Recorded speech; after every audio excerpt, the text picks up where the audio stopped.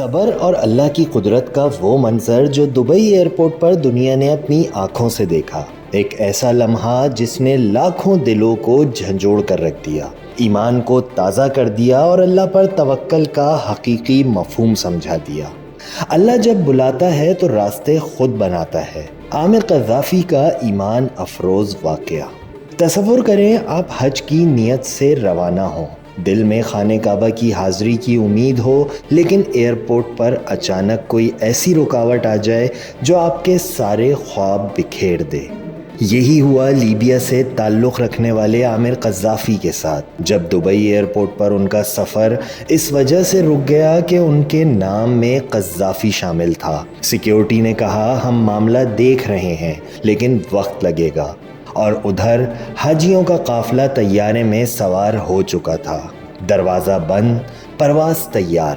جب تک کلیئرنس ملی جہاز عامر قذافی کو چھوڑ کر روانہ ہو چکا تھا۔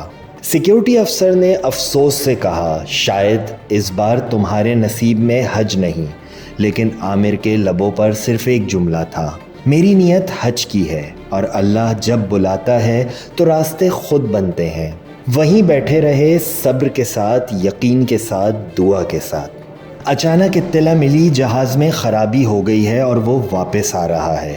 جہاز آیا، مرمت ہوئی، مگر پائلٹ نے کہا دروازہ نہیں کھلے گا۔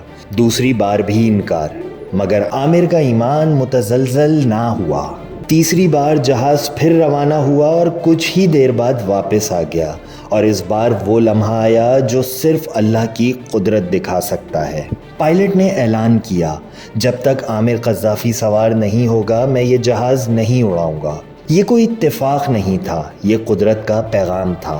عامر کو فوراً بلایا گیا، بورڈنگ ہوئی، اور وہی جہاز جس نے انہیں 3 بار چھوڑا تھا آج انہیں لے کر خانہ کعبہ کی طرف روانہ ہوا۔